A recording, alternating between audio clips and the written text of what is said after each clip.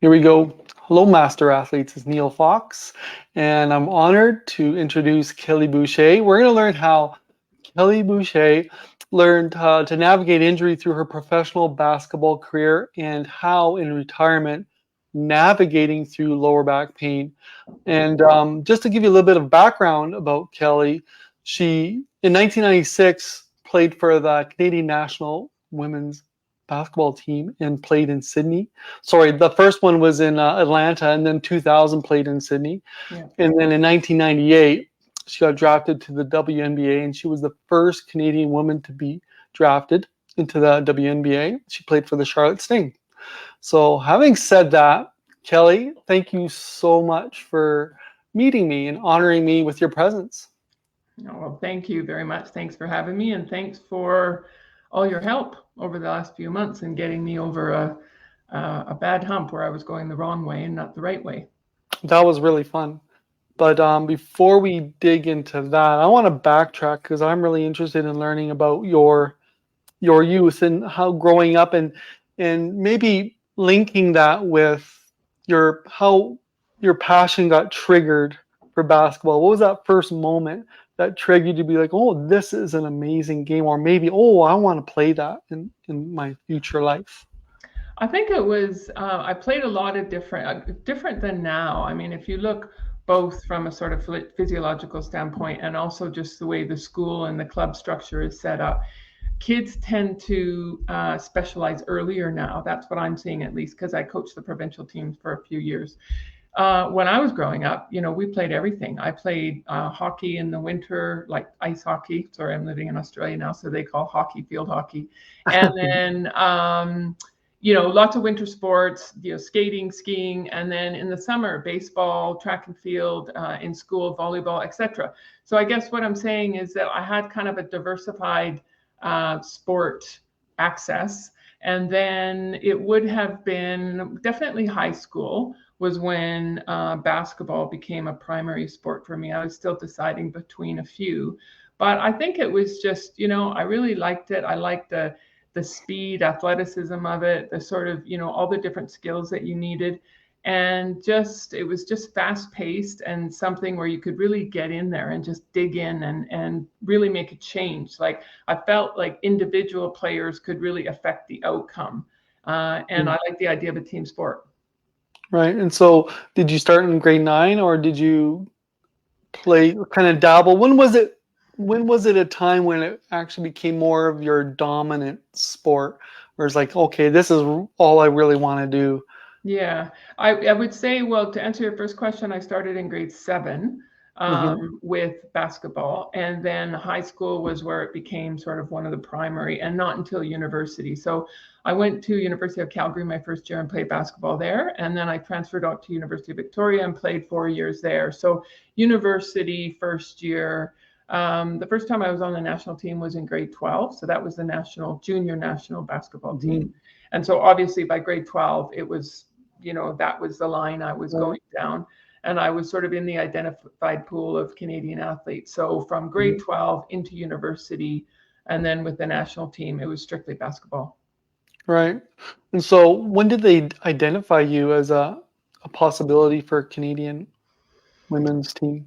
How does that work? I would say, I mean, again, it was different back then to what it is now. There's lots of streaming. There's lots of Canada basketball programs. Back then, I was early on the provincial team. So there was myself and one other girl. We were the two real young ones on the Alberta provincial team. And that sort of gives you a bit of exposure, in these national tournaments where the Basketball Canada coaches, Canadian basketball coaches would be there. And so I think grade 11 was the first time I went to a tryout for Canada basketball, one of the junior teams, and then grade 12 made it. And then my first year, I would have been on the senior team. And that was kind of it from there. Your coach would let you know that there's a tryout somewhere? It was quite different. So the recruiting process for university and the exposure on the provincial team at national level tournaments was how you got identified. And Right. then through literally, I'm not kidding, I think back and literally through either receiving letters in the mail or getting phone calls and them saying, look, you've been identified, you are in the pool of athletes nationwide. And Mhm. then if I remember, that would be broken down into Western Canada and provincial. And then Mhm. you would sort of go through stage one, you make it to that, you would go then to Western Canada, then you would go to all of Canadian tryouts. And those were, there were girls from everywhere. So I can't remember the numbers. I'm coming up with a couple of hundred, and Mhm. it was, and then you would just kind of go through and keep making the cut and keep making the cut until you were down. Once you were in that pool of, say, 40 or 50 athletes from your first year to your second year, you were then in the stream, which meant there wasn't, unless you really screwed up, there wasn't a lot that you had to do to get taken out of that. Even if you didn't make the team that year, you were still in that pool of identified athletes that would be invited to a tryout the Mm. next year. Cool. So what I want to know is because I'm a personal trainer and I love preparing my clients for exercise, and I would love to know what the preparation for. Let's get into games. What it looks like in the Alberta version versus the national version. What you do to prepare your body for a game. Mhm. I wish, I mean, I'm so envious now of the support and the knowledge and the expertise and the strength training and physios and all the rest of it that individual and team athletes have access to now. I mean, Mm. I think probably if you talk to one of them, the perspective is always that it can be better, which it can. But we really had very little advice and we had very little support in that way, so it was quite difficult. There was sort of a moment I remember because I know you and I have had conversations in our training sessions about, and with me having a physiology degree, I mean, I like asking you questions and I understand a lot of what you're saying, but I'm dealing with, I graduated in kinesiology, let's say 25 years ago. And so some of my information is outdated. But what I'm trying to say is that we went from a very static model of you sit there and do the typical hamstring stretch, and then you sit there and Right. kind of, twist your arm. You maybe would have 20 minutes of stretching before a game, or if you're lucky, you'd run around, do a bit of a warm up, and that would be it. Then Right. there was a noted shift in this sort of dynamic stretching protocol that I think you're more a fan of. And I remember that with the national team. And I'm going to say that that was when Canada basketball started aligning themselves a bit more with FIBA. So FIBA Mm. is the international body, the sport governing body for basketball. And I think a lot of the European teams and a lot of the stuff coming out of Eastern Europe, although some of it wasn't great and damaging, some of it was ahead of its time. So I do remember going from this, sort of little basic warm up, a little bit of static stretching, to properly like walking and extending and touching your toes and doing the side stretches, and so more what we would call active stretching. And that was probably at least 3-4 years into my national team career. So in the Right. early days, it was quite, let me just say, outdated, and that wasn't really seen as an important part. And Right. then we started having these conversations about dynamic stretching and recovery and going into ice baths and, some of the things that I think are still around today. Right. So you kind of left on your own to your own devices in the beginning. A lot. Yeah, Mm. a lot, which was unfortunate. I'm the same as you. I graduated in 1997 from kinesiology, and the information back then was pretty close to what you described. And so it's not like I came out of university knowing what I know now, but been through Mm, the trenches since. So yeah, yeah, it's not definitely not your fault, and everyone's doing the same thing pretty close to around the world, anyways. And so cool. What I'd like to know is because of that style of warm up, static stretching first and then kind of do probably some layups or what I see on TV yeah, sometimes, right? yeah. That kind of stuff. And what kind of did you get any injuries from the Alberta team or high school? Did you get any injuries and then moving into the Alberta provincial and then into national? Yeah, I think early on, based on physiology and my height, and I have a real lordosis in my lower back, so I think I was set up for back injury probably early on. You're young and it doesn't matter at the beginning, but we had brutal training sessions with the national team. I mean, that was the other thing. Now I think that the length and the quality of their practices are monitored, or that's kind of a real important thing that they look at. We would have at times we were going 2 to 3 hour sessions a day with minimal recovery and minimal time for rest and even meals in between. And so, and the problem is you're coming off either a university season, let's say September until March, and then national team is basically March, April until September. So you're going all year round. And then when you're in Europe, you have a competitive European season where you're the foreigner and you're expected to perform. And then you go all year round with the national team again in the summer. So I guess what I'm saying is that I did have, and I particularly, unfortunately, if you talk to some of the people I played with, I just was always, I always had these nagging injuries. I had a lot of, looking back, I mean, at the time, it was just quite frustrating. And there were some people that seemed to sail through, and maybe that's somebody's body type, and that happens in every sport. But certainly there were people I played with that rarely got injured. But I was one of those that always had something nagging, whether it be Achilles problems or calves or certainly lower back, shoulders. I would get a lot of muscle tears and muscle problems. And then now I know, it was because I really just had these, like we'd go in and do big bicep curls or we'd do squats, but you wouldn't be training any core and you wouldn't be training any of the sort of stabilizer muscles. So I think that, I'm sure actually that's why, but I did have a lot of nagging injuries, and ultimately an injury ended my career when I hurt my back. Right. I want to go back into the dryland training routine, but before we get there, I would like you to elaborate on, if you got nagging injuries, did you have someone working with you with that, or is that just your responsibility to work it out? Or so nagging injuries versus, an injury where you pulled something where you can't play a next game. How did you have to deal with those situations? Yeah, I mean, the nagging stuff, I would say you just tried to get over it. I mean, it sounds a bit silly, but you certainly played through injuries, and you certainly there was sort of almost like a scale of when you would go and actually say, okay, I'll put my hand up, I need some help here. We had one full-time physio that traveled with the team, but that was for 12 to 14 people, Right. and she was working full time, and it was just difficult to get time, basically. So we had treatment modalities with us, but really not a lot of time or resources for anything manual. And so if it was bad enough that you were out of practice or games, you had access to the physio. Everything other than that was pretty much on our own. Right. And so what did the physio do? Like, if you had give me a specific example of what the physio would do over how long of a period of time before you went back to play it again? You were, unless it was a major thing like blowing out an ACL, and there was a pretty, everyone knows you'd have your surgery and then you have your rehab, and then you sort of do, and you normally don't go back before you're ready, although some people would.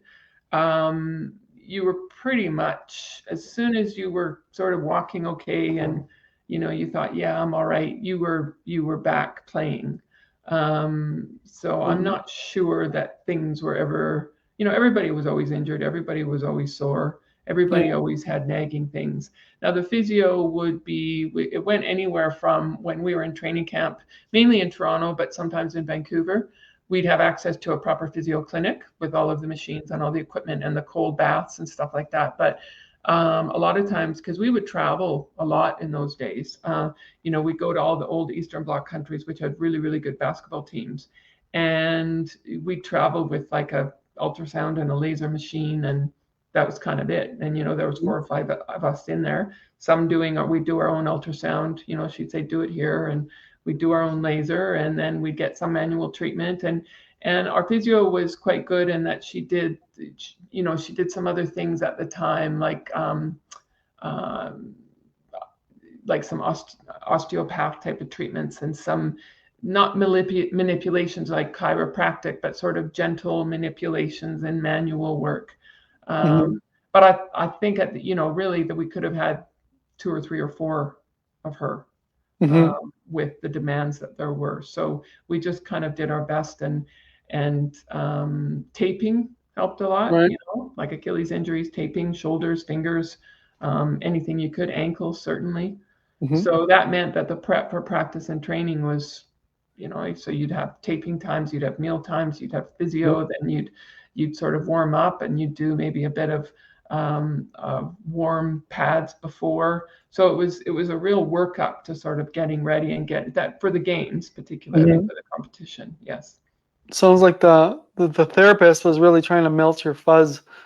We were talking Yeah. about the fuzz speech the other day. If anyone should watch that, it's a 6-minute video on YouTube Yeah. about called the fuzz speech about your fascial tissue. If it gets too thickened, then it's hard to break up. So if you get lots of injuries, you can grow a lot of fuzz, and then you're really restricted.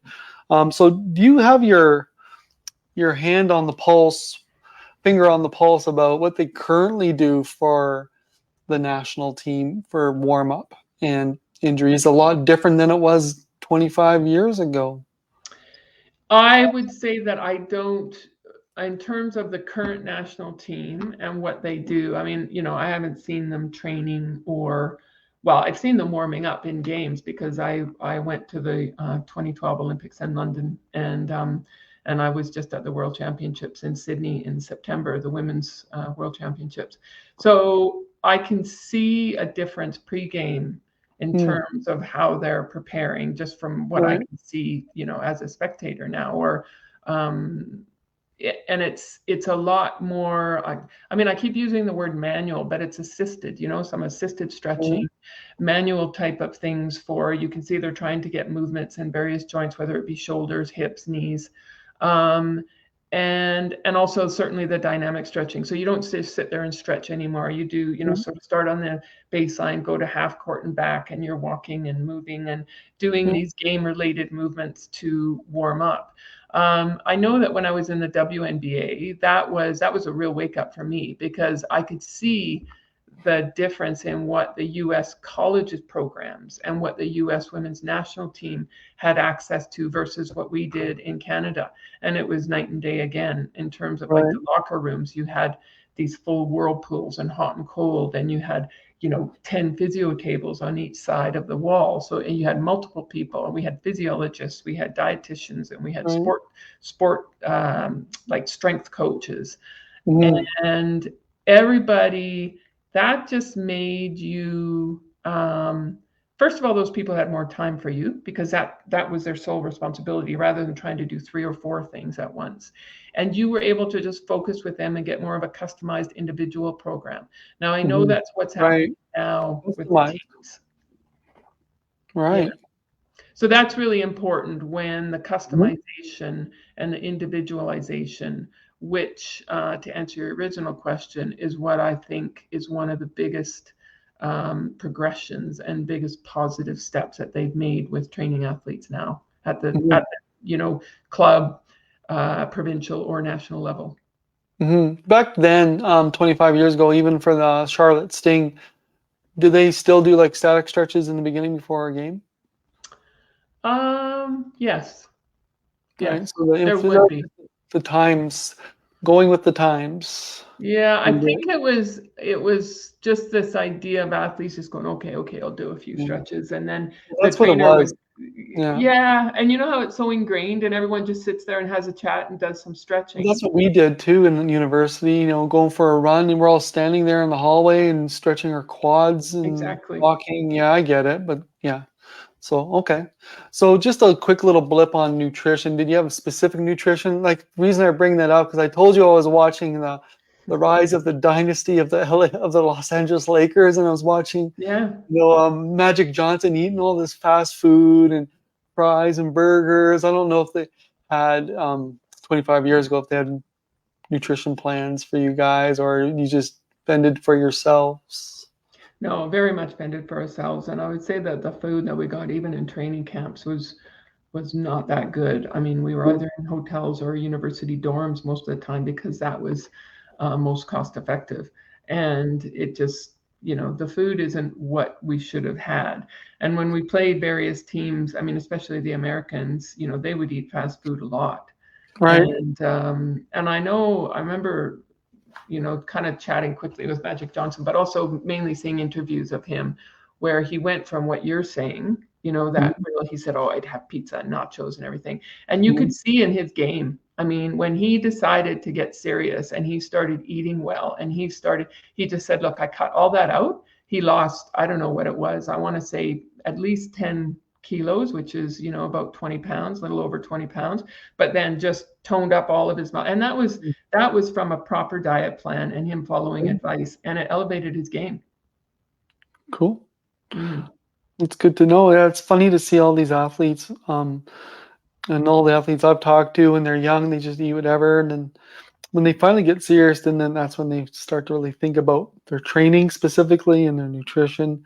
You really want to go that extra mile. I want to go into that one odd position injury that you had. I think it was when you were in the Charlotte Sting. We talked about in the gym there when you're reaching and someone hip checked you or something like that. Can you go into detail there and how long you were out because of that injury and how long it took you to recover? Yeah, it's one of those. It's like I'm sure people in different sports have this. It's that kind of defining moment in your career where everything, it's like before and after. There's life in your career before, and then there's things after. And you go back. It's almost like a movie you replay, and you think, well, if I hadn't have done that, and if I had just done that, and but who knows at the end of the day. So basically, I had just come off my season in the WNBA, and I was playing in Spain, and it was, something I had done, I don't know, 100 times or 500 times or 1,000 times before, but it was just that perfect storm. So I went, the ball had been passed to my teammate and she fumbled it and it was going over half court. So I just thought I'll just zip in between everyone and get it. And maybe I didn't have quite as much zip as I thought, but I was literally on one foot outstretched, opposite hand, and I had all the weight on the leg where I got hit. And there was a big girl, I don't know, she was at least 6'8", and probably, had to have been close to 200 pounds. She was a big center for this one team at the time. And she kind of came up and she was a little bit out of control and I was off balance and she hit me. And I don't actually remember because she knocked me out and I woke up. People that know basketball, we were on one foul line and I was just in front of the other foul line. So, over half the court. And I was laying on my back and then I woke up and I didn't know what was happening. And then as soon as I stood up, I knew immediately something was wrong. I couldn't put weight on my leg. And I just got these nerve. And then from there, it was just nerve, jabs into my legs, jabs at my back. And I kind of wanted, in the past, it's like, give me some cortisone, do this. And I'd have injections in the locker room and you think it'll be fine. I'll take a pill, I'll get an injection. But that was pretty much, I played one more year, but that was pretty much the end of it. Right. And so how did that make you feel mentally? Like basketball was your identity at that point. How long of a recovery did it come mentally? Well, what are we now? We just had a session the other day. You and I, it's 2023, so it's been 24 years. Because that was a year before the Sydney Olympics, which I had to come back and I had to train and then I had to go to Toronto and do a lot of extra work. I took about 4 or 5 months off, which you never should be doing and never really can do before an Olympic Games. So I didn't play as well as I would have liked in Sydney, but I rehabbed that entire year. And then it was just, it took me, to get over the initial bit, it took intense treatment, a lot of money, as people know, this treatment is expensive. And then just trying everything. You try every type of treatment, every person modality out there. And, there's been periods of being a little bit better and periods of being worse. But of course, together with the together with the injury, as well as getting older, Now it's sort of like, well, what can I do and what can't? Yeah. How am I going to stay active given Hmm. all the restrictions that I have? So that's a new life challenge rather than just basketball. So then there's a point where basketball's over and you realize that what, a couple years after the injury, or you're like, okay, basketball's really over. And then what what sports did you think about trying to do to continue on with that mental athletic mindset? Well, basketball, I tried one more year. I played more year in Spain. Hmm. And then I was, getting various offers, and I just realized, um, at that time I thought an extended period of time off would would solve the problem. That's always been the case in the past. Hmm. And then I could see that that wasn't happening. I started looking at, doing my master's and work and various other things because in my mind I thought, okay, it just was this creeping realization, that it's over, at least at that level. And so I think just trying, but I still hadn't, I don't even know if now I fully have, but at the time I still hadn't accepted that I couldn't just go out and do anything I wanted and be strong and feel good and be in shape. And, so I did a bit of soccer. I did a bit of, there were lots of different things like, you do Pilates, I did a few team sports, tried volleyball, but that was out and about, very quickly because of my back. So I just eventually started scaling back on everything, which then actually exacerbated the problem because you get tight, and like you Yeah. said, I'm sure Yeah. I had a lot of fuzz, believe me.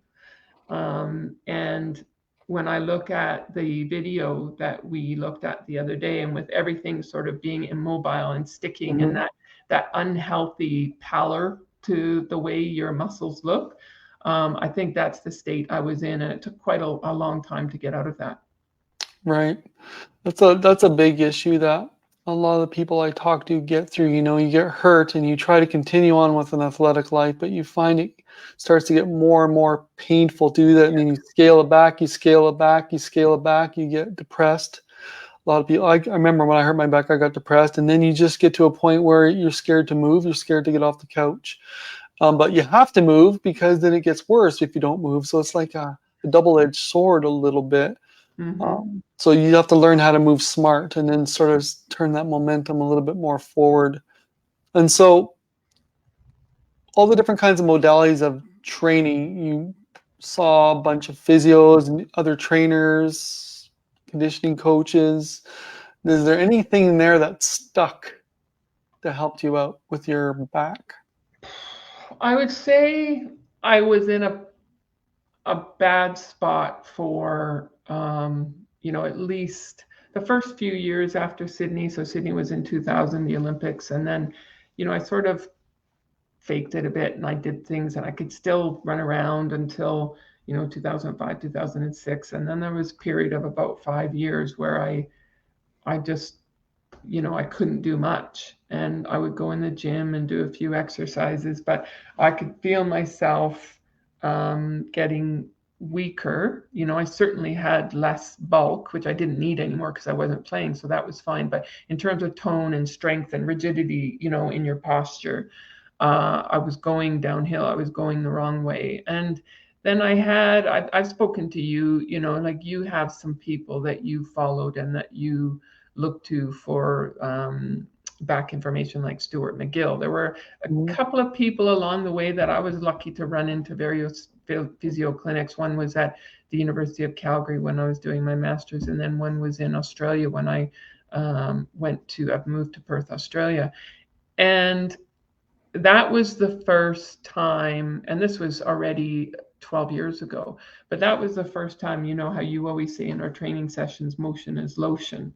Mm. So I had become afraid of motion, and I Mhm. had, oh, don't do this, don't bend over, don't stretch, don't touch your toes, especially sideways movement. I had completely taken any lateral exercises out of because of all my hips and my back. And I'd Mhm. had injections in my back to actually create scar tissue. So what they said was this is going to create They wanted to do a spinal fusion about 6 or 7 years after I finished playing, because I was still seeing the national team doctors. But that would have been a disaster, because it would have Mhm. just been solid and then caused Yeah. all these other problems. But I got Mhm. these injections to create a lot of fuzz intentionally around my spine. And at that Mhm. time they thought, well, it's gonna hold it in place.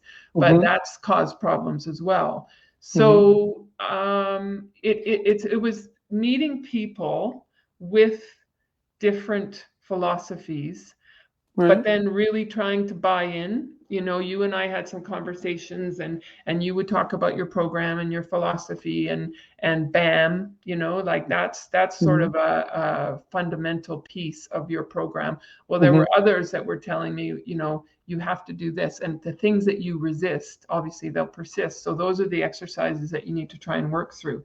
Yeah. So when I started doing that and got over the mental block is when I could be open to the fact that maybe, my body was salvageable. And I Right. I could was gonna get into that question. Like, you tell me that, Neil, I am salvageable, aren't I? And, like, so there must have been a point where you felt as though you weren't salvageable. You got to that point. Oh, definitely. And then from there, what was that point where you're like, okay, I gotta take another kick at this can. I gotta find someone that knows what they're doing. And what was that point that brought you that courage to find someone new? I think because when you look at, so when I stopped playing competitively, one of the things that sport, particularly basketball and team sport, gave me was, social connection, social network. A lot of the people that I knew, I mean, that was our sort of common, um, we'd get together and you'd see, and also just the feeling of being able to, that feeling of being in shape, when you Yeah. feel strong. And so I did run into, I found a couple of people, like I said, that no matter what your pathology, you can still move forward. Like you can still make improvements. You can still, and I was sort of would give them that, sideways look, like I give you sometimes, being a bit skeptical.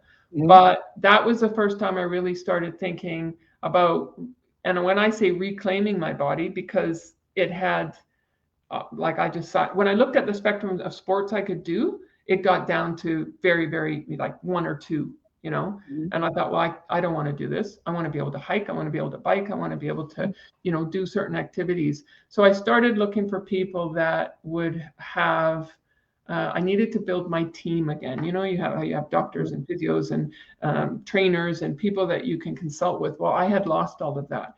So I went on a concerted search, a conscious forward search for people that would help me get back to Mm. where I wanted to be. When you came across my name, what were some doubts and fears to move forward with me? Like, what were you like? There's got to be some fears, like, that you must have had. Yeah, Getting You don't know me at all at that point. yeah. Well, like I told you the other day, I can be a bit hard on trainers because I feel I know my body really well, and because I have a physiology background. Mhm. I want people, and people are different, right, in what they want in a trainer. But for me, I need people that know their anatomy and know their physiology, so that they, when I ask you specific questions about, well, where does this insert, and why is this exercise important, and how does it connect to those things, when I get answers to those questions, Mhm. um, that gives me confidence that you know what you're doing, and I can trust you, and I can do that, and I won't get hurt. Now, Mhm. that's a bit of a different sort of decision making process than I'm sure some of your other clients go through. Right. So I needed to ask you questions, almost test you in a way. Like that Mhm. sounds a bit nefarious. I don't mean it like that, but I just I get mean, it. is he up to the challenge? Maybe that's what Mhm. I'm thinking, because I've always thought of my particular injury and some of my nagging injuries and history as quite challenging for a trainer. Mhm. It's not straightforward. And so you, as a trainer, you would need to be up for the challenge, number one, and number two, really know your stuff, and then be able to put that into sort of mobility and activity context, which isn't easy to have all three. Hmm. And so when you started talking about, I needed to have an initial meeting with you, and then I needed to see you in action and sort of question why are we doing this, why are we doing that, and then talk about philosophy. And I could see that you had gone, you take yourself, like you want to learn more. You go to conferences, you read papers, you investigate things, you're up on current theories and current modalities.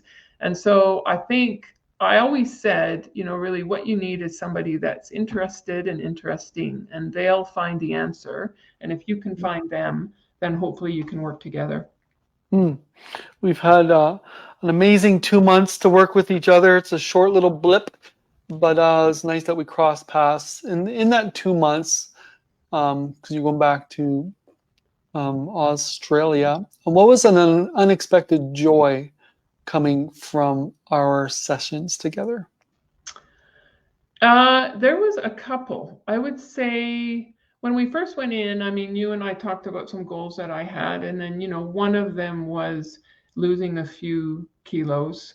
One, and then I had lots of others in terms of gaining strength, mobility, being pain-free, and being able to do other activities. So I think that, and there was a couple of events. One was a particularly long hike, and one was another trip that I was doing that I sort of, because I still need goals, even in my sort of old person's life and retired life, I still need a goal. So when we first started, I just had to trust the process because, I was quite sore, and especially with the lateral things, and especially with some of the activities. There's certain activities like ball activities or lunges that I had always avoided because I thought, oh, bad, bad, bad for your back. Mhm. It's going to lock up everything. And so I just had to get over that initial hump. And then I remember two things, like I said, being able to go on this 12-hour hike, which was massive for me because what that means is that's an activity I can do later in life. And I actually was able to do that, which I didn't really think I'd be able to do based on the length and the elevation. And coming Mhm. down is always quite hard on my back. Um, and without doing the work I did with you, there's no way I would have gotten through that. I felt more strong and more put together in my body, which is Mhm. clearly, some internal strength and some internal stabilizers. And I also was able to go for a bit of a run jog or a sort of a walk jog. That's part of what I do now. Now I'm really careful with how I do that. I shouldn't really be running, but just the idea I could even go for a 2 or 3 or 4 minute jog and just have that feeling again. That's the Mhm. only way I ever felt like I was doing real exercise. And I Yeah. felt quite upright. I felt quite contained. I didn't get pain on my strikes, my heel strikes in Mhm. my back.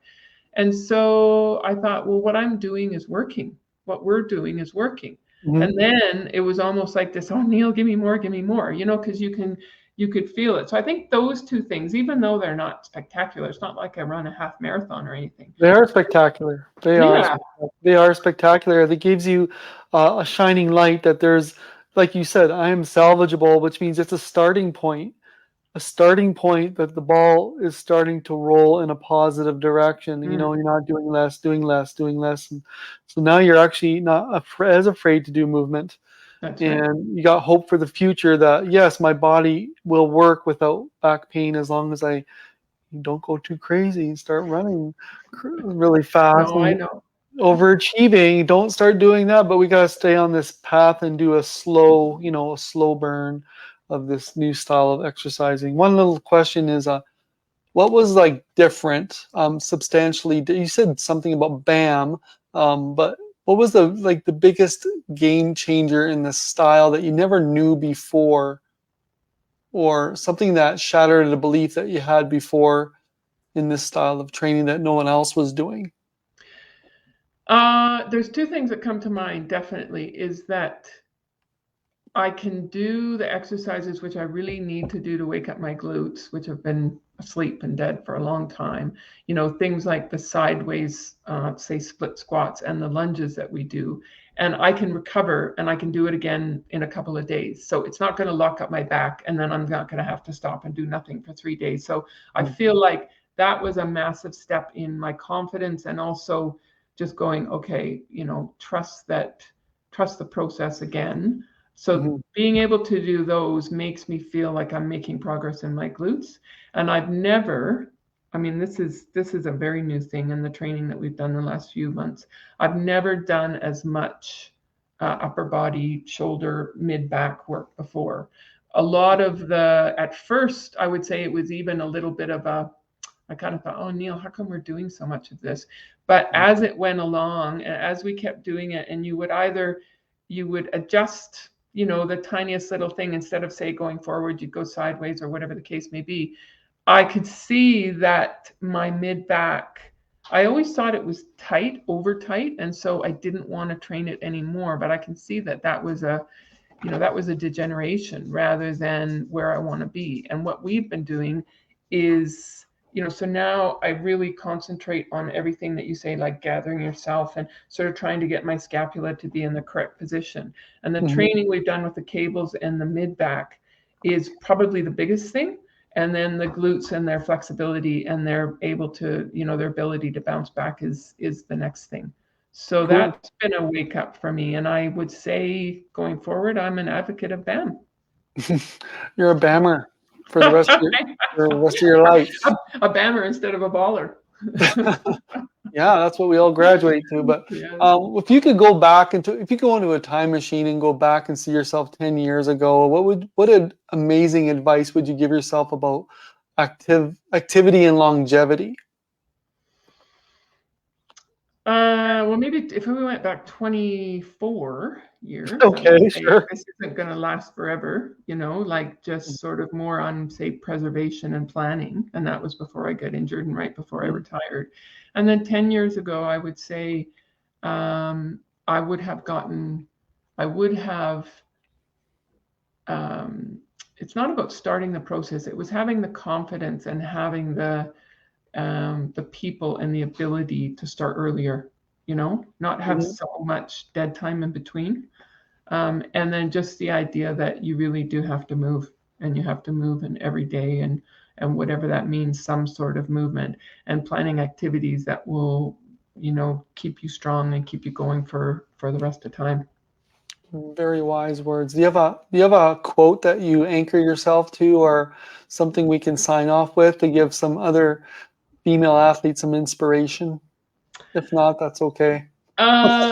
Putting me on the spot, normally I would say, no, Neil, we should have talked about this. But you know what? I always have something in the back of my mind. And it doesn't matter it has always served me well. And you know, there's that Einstein poster, and he's all crazy hair and he's kind of looking. And at the bottom it says, chance favors the prepared mind. And that has always been my favorite quote, because I really don't think there's like coincidences or anything like that. I think if you do the work and you do the preparation and the opportunity presents itself, then you could take advantage of it. The last thing you want to, you know, do is be totally unprepared. So I always keep that in my mind. Chance favors a prepared mind. Now, whether that's athletes trying to go for, be identified, go for tryouts, make a team, change their body, you know, find a trainer. It's preparation. And don't tell yourself that, oh, if I'm lucky, you know, something will come along and something good will happen to me. Go out and make it happen. It's like movement favors a prepared body. Same idea, mind and body. I want to say thank you so much for spending 43 minutes with me. That was amazing. I know your time is absolutely precious. I know that for sure, because we try to squeeze in these sessions. So thank you so much. I really appreciate your time and your energy, and I've learned a lot. And so thank you. I want to sign off by saying, move well, sit lively, be unbreakable. Yes. All right. Thank you, Kelly. Okay. Thanks very much, Neil. Bye-bye. Bye-bye.